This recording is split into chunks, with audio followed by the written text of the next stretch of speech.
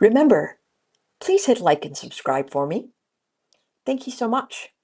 Okay, let's go. Hi, everyone. Today's Wednesday, August the 27th, and this is the Moneyball Morning Report for the Benzinga Pro platform. We do have NVIDIA earnings after the close. Markets might spike between now and then, but the only thing that we're really watching is the EIA petroleum report. That's really the only thing that's sitting up in the space. Markets have been very range-bound overnight.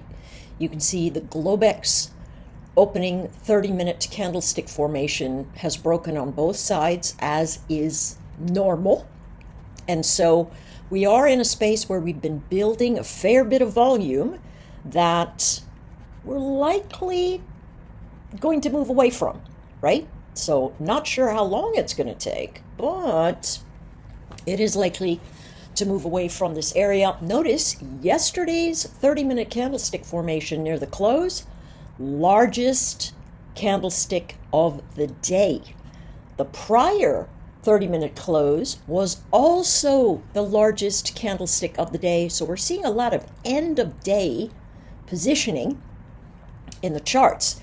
That's something to watch, I think. Today, as we stare down the E-mini S&P, what looks like the floor? Well, the base of that 30-minute candlestick looks like the floor of support. That's 6,468.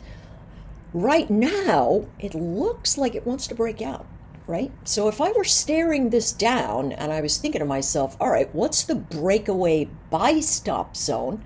And I know that still makes a number of us a little bit nervous, but my suspicion it would be 6,490 would be the buy stop, and then right into the call wall, and we should see resistance there. We do have negative momentum, right? Negative drifting momentum, still in positive territory, so it is a dip buying formation. The 14 simple moving average is simply flat, so we have to look at the entire range and think to ourselves, if we're trading intraday in a scalping motion, we'd want to buy it somewhere around 6,478 and sell it somewhere around 6,488, right? Now, the potential is largely upward. If we stare down the 4-hour very quickly, we can see that it's got upward trend, but some negative divergence, right? That negative divergence, I think, is important, and the reason I think it's important is that negative divergence has a tendency to give us a blow-off top or a run into exit liquidity. Sometimes we call that volume exhaustion, and so that's my anticipation of what might potentially happen here. You know, I think that NVIDIA earnings are going to matter across the board. Deeper supports below 64.68, you know, we're looking at maybe 64.55. That's current put support. Price action looks really pretty sideways, if you ask me, but we do have potential catalysts on the horizon. And, you know, there we have it. Caution, right? We're still in value area, between value area high and value area low of the last 3 trading days. Let's move it to just 3 days counting today. Well, counting today, it looks like we're outside of it. So this easily could be a buy stop formation, right? Or you collapse into a 1 minute and watch it fade and then bounce again. As long as it holds your 14, you're in pretty good shape, right? 14 simple moving average, that is. Let's go to the NQ. All right, taking a look at the NQ over the last 2 days, we see tremendous price compression. This also is signaling some kind of move, but we are out of the value area for the last 3 days. The last 30 minutes of the trading day is providing a little bit of resistance breakout that could very well be support. And so that's something to consider. That number is 23,600. The low of that last 30-minute candlestick of the day, 23,534 or so. The first 30-minute candlestick, of course, giving us a fair bit of support. And, you know, I don't know if we'll run back there today or we won't see it again. Hard to say. But I will suspect that the price action is going to do the same thing as the ES, which is a blow off top that comes back into heavy congestion. All right? So, that being said, let's take a look. The point of control, 23,540. That's really close to put support, which is 23,550. The volume weighted average price, 23,529, and value area low, 23,484. Now, is there a buy stop here? Potentially, there is a buy stop here, right? And that really would be over the top, come on, over the top of the prior box, which is not there. That's not the right thing to give me. I would need, I suppose, this one. And that's really where we're looking, right? We're looking at anywhere above 23,630 is a breakaway formation. The trick with the breakaway formation is the following, however. If we're looking at potential liquidity exhaustion, you want to put a target pretty close to the top before it rotates downward.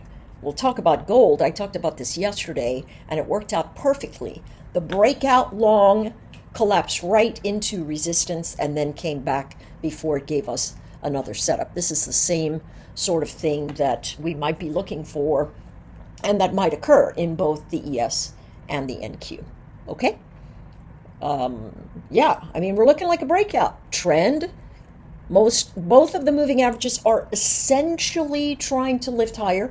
The 14 is flat to up, but look, low, higher low, higher low, higher low, higher low, and higher low.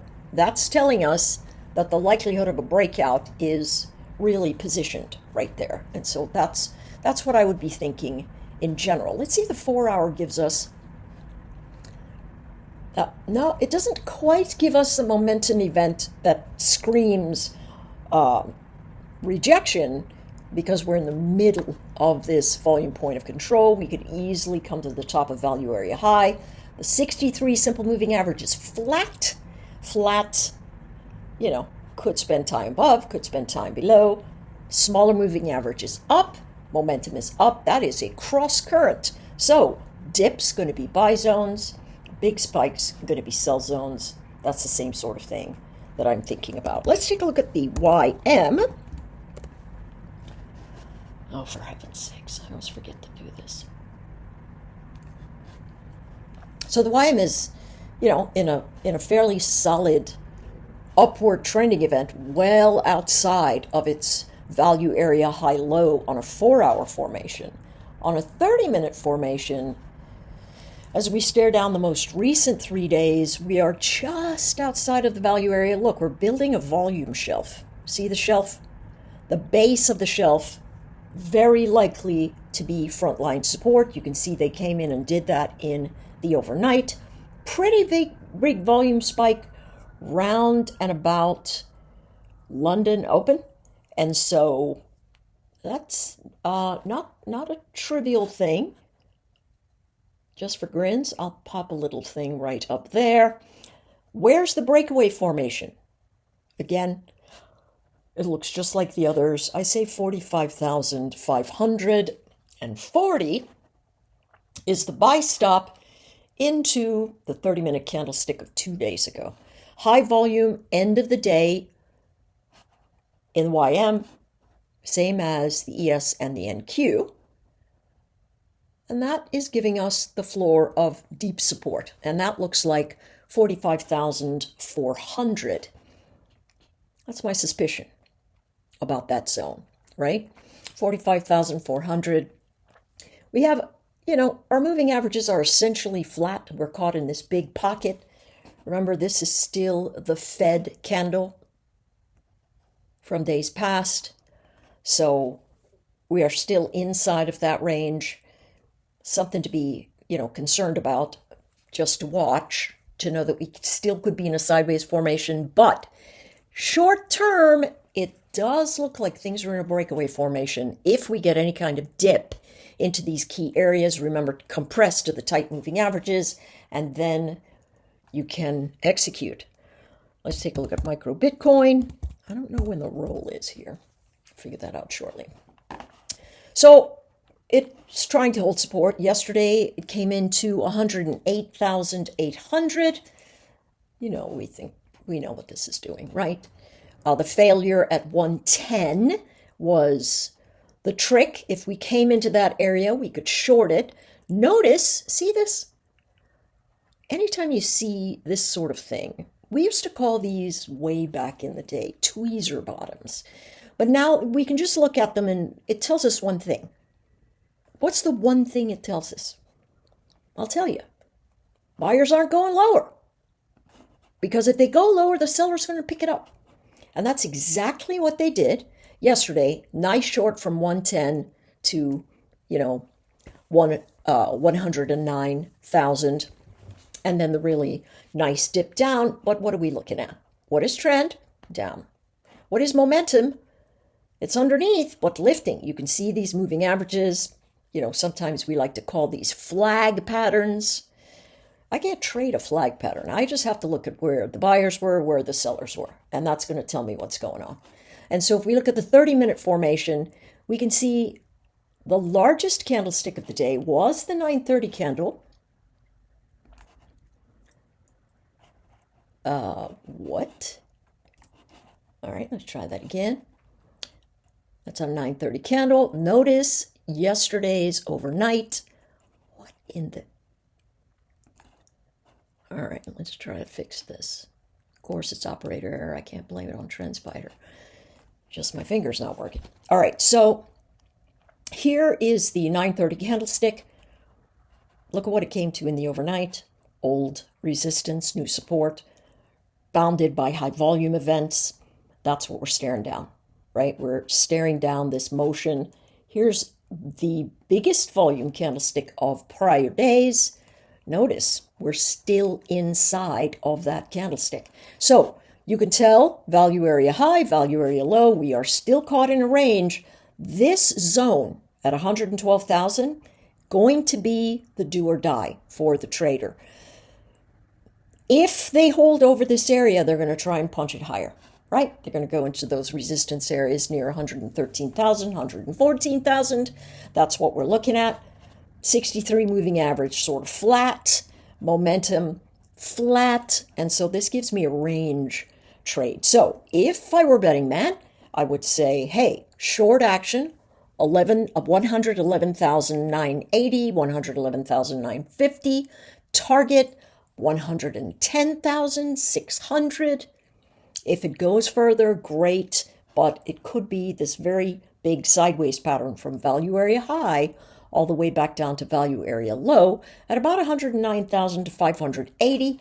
And if we lose the bubble of space, the next track lower, take a look at this one. The next track lower is maybe this zone. Yeah, that looks like about right. The next line lower, somewhere around 106,000. But remember, what are the traders going to do? They're going to try and lift the bottom here. And we have a low, a higher low, and then another higher low. And then we will just see what goes from there, right? I would say dips or buys, but don't hang on if it gets much above here unless you see a volume event moving forward. That's very, very important. All right, let's take a look at oil. A lot of cross-current chatter about oil. Yesterday, the administration said something like, listen, we're looking for oil to be $60. We know from most of the legitimate statistical information out there about the EIA in terms of the U.S. motion, we've got to keep oil above $55 a barrel or capital expenditure will go down and that will force the price of oil up. And so there's a they are trying to thread the smallest needle hole, pulling all the strings that they can to keep inflation down. Energy is the best way to do that, and getting people to invest in the area. Now, what did we do this morning? For the last 3 days, what we did was come into the value area low. Excuse me, what did I say? For the majority of the morning, we came into the value area low. After losing value area high yesterday, big price action formations. Here's the last one, this one for yesterday. A lot of motion here in oil. There's some pretty nice trading opportunities in here if we're waiting on them properly. The point of control is 63.33, right? And that's the region that you are looking for. Watch for support to try and hold in this zone at 63.26. Otherwise, we're going to head back to the bottom at 63. I think 63 is a fine number. Somebody asked me the question yesterday, hey, how do I tell what the volume is on a candlestick? Do I go over here? No. No, friends, we don't go over there. If you're looking for a volume number on a candlestick, this is how you do it. Let's say you're looking for a 5-minute candlestick volume, right?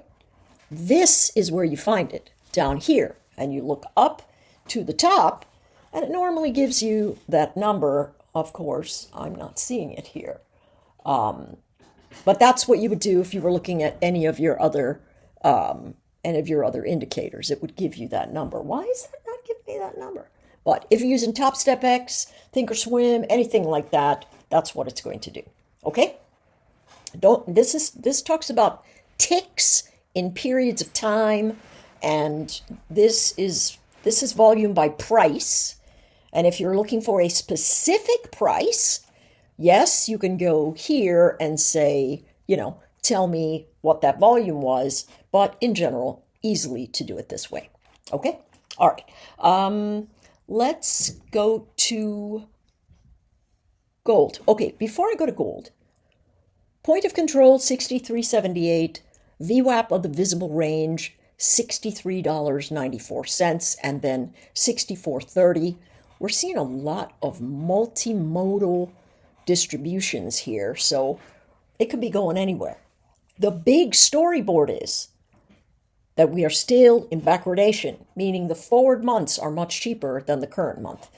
And they're telling us that means oil, the price of oil, is very likely to come in. All right, let's go to gold.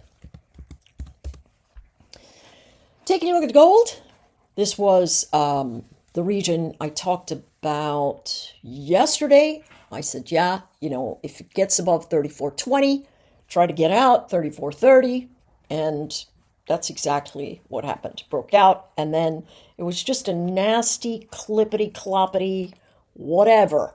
Yesterday was just awful. If you were looking for gold and you weren't thinking about something like, where is the Fed box? And this right here is the Fed box. And that low in that Fed box is $3,412. Came just into there, tested it twice, off to the races. What's trend? Up. On the longer moving averages, down on the shorter moving averages. Currently, we're making lower highs and lower lows. However, we are still making higher lows in this current formation. It is my suspicion that gold continues to rise in the fiat regime. Taking the trade is not going to be as simple as buying the highs. And so you're going to watch for those dips. Today, I think it's the same, 3,412. I do. If you go, golly, I don't want to wait for that, consider 3,420, right? Momentum is a little bit negative. I think things are pretty sideways. Let's take a look at SPY. For those of us that are trading options with me, we put an iron condor on there. Oh, finally, that's a nice breakdown right there in the ES. We put an iron condor on in the SPY, playing the dailies, and we are sitting at the top of the rotation, but I do believe it is a topping formation. Certainly from a 30-minute perspective, you can go prior high, look at the volume there, this high, look at the momentum here, nowhere as strong and it's not occurring during the middle of the day. That said, doesn't mean the traders are not going to bounce higher before they actually rotate lower. So what are we looking for?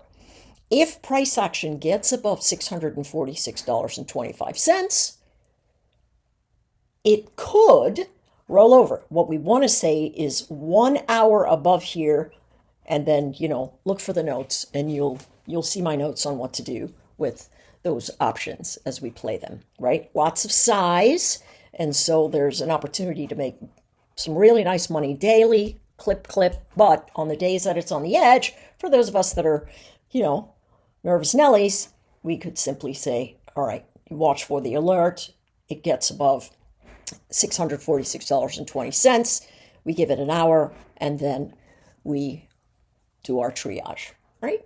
So point of control, $644.14. This is where I actually expect price to go. So from my perspective, that's exactly what I think is going to happen, right?